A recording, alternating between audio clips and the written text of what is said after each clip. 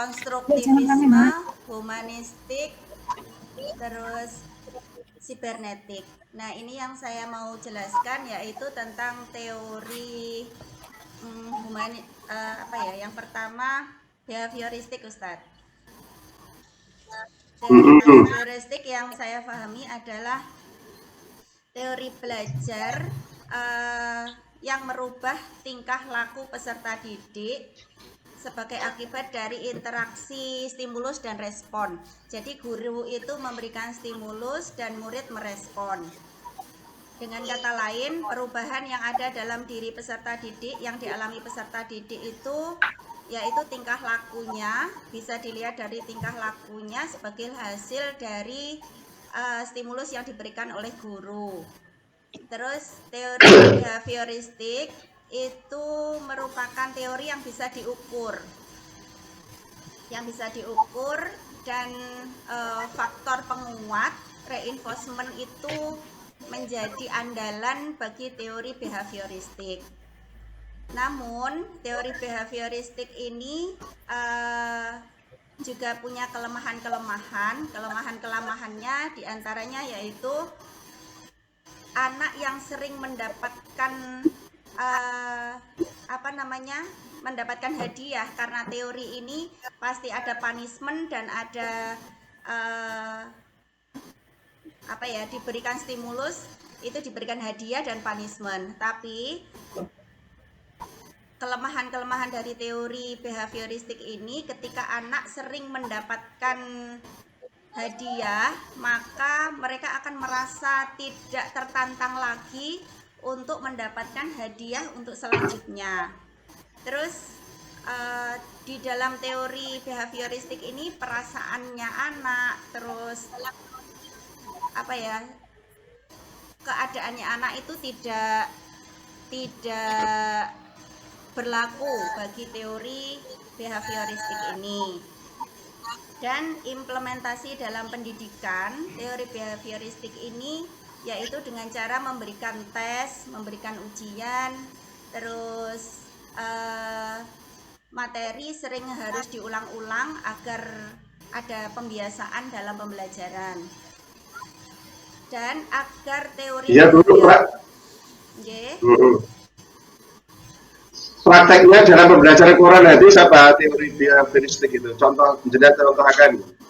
Kalau prakteknya dalam Al-Quran hadis, itu teori behavioristik bisa dilakukan ketika anak-anak untuk menghafal itu harus diberikan reward. Jadi siapa yang bisa menghafal maka diberikan reward gitu. Itu termasuk dari teori behavioristik. Terus agar anak-anak semakin tertantang untuk mau menghafal, di antara hafalannya itu kan hafal suratnya, hafal artinya, hafal isi kandungan ayatnya, itu maka guru harus memberikan stimulus yang bervariasi. Jadi umpamanya pada saat hafalan ini anak akan mendapatkan reward ini. Ketika anak menghafalkan artinya, maka nanti akan mendapatkan reward yang mungkin lebih menantang anak-anak agar mau untuk menghafal tarjamah dan juga isi kandungan dari surat-surat yang kita sampaikan kepada anak-anak. Seperti itu, Ustaz. Iya, sudah bagus, lumayan. Sekarang sebutkan strategi pembelajaran yang Ibu pahami. Itu tadi kan teori psikologi yang diterapkan dalam dunia pendidikan. Sekarang strategi pembelajaran yang Jenengan pahami apa? Monggo. Strategi pembelajaran, model-model pembelajaran itu ya Ustadz, discovery learning itu masuk itu nggih? Cooperative learning, discovery learning. Nggih, Bu, monggo sebutkan. Nggih, sebutkan, gitu. Itu strategi atau model? Model pembelajaran, nggih. Metode sama metode, strategi, model. Discovery learning, cooperative learning, inquiry, terus PJBL, terus PBL. diantaranya seperti itu, Ustadz. Problem based learning dan project Jelaskan. based learning. Sebutkan satu aja Bu yang bisa diterapkan. Jenah jelaskan betul yang jenah sebutkan itu betul. Jenah mengambil salah satu aja, terus penerapannya dan Quran hadis seperti apa? Ketika mengajar Quran hadis itu seperti apa?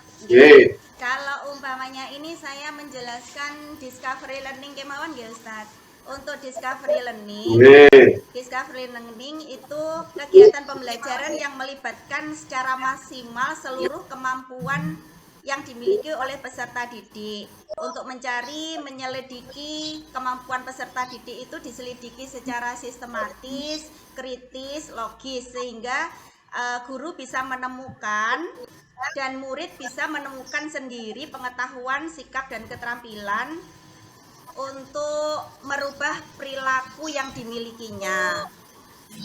Discovery learning, anak cenderung pasif karena dari pasif menjadi aktif kalau discovery learning.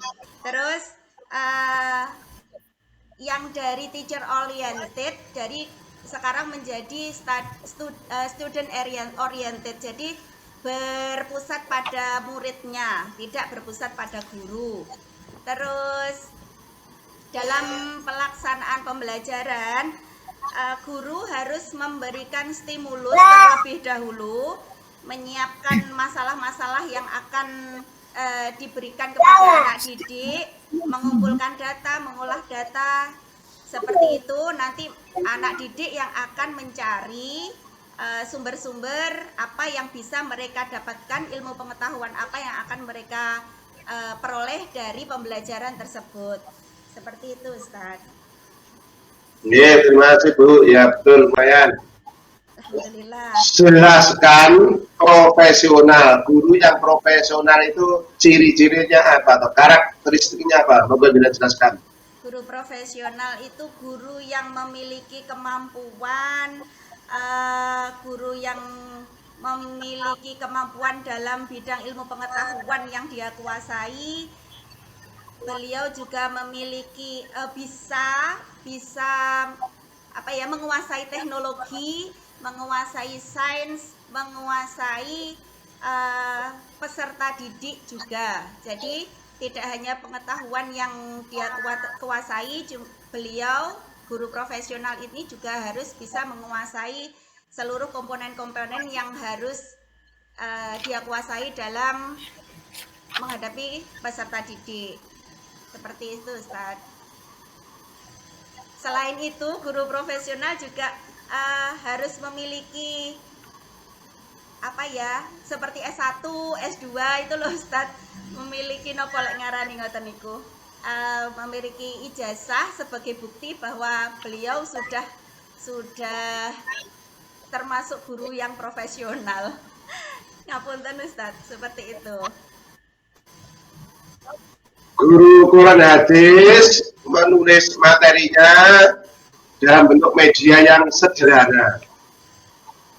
Guru Quran hadis besok akan ngajar, mungkin akan menjelaskan tentang ilmu tajwid atau tajwid yang ada dalam surat Al-Falaq. Surat Al-Falaqnya ditulis di kertas yang sederhana, contohnya di bekas tanggalan seperti ini. Di bekas tanggalan ini dibalinya dibuat sore hari, malam hari, bisa akan digunakan, terus di bawah. Malam harinya bersamaan dengan itu guru Quran hadis memahami, pengen mendalami tafsir surat Al-Falaq di dalam tafsir yang terkenal seperti Ibnu Katsir atau Al-Azhar kepunyanya Prof. Hamka, atau tafsir Al-Misbah kepunyanya Pak Quraisy Shihab. Ketika guru membuat media itu, apakah itu bagian dari profesional atau pedagogik? Pedagogik. Mana yang pedagogik? Apakah menyiapkan media atau membaca buku tafsir? Menguasai materinya itu termasuk profesional, tapi membuat medianya itu kemampuan guru dalam pedagogiknya, Ustadz.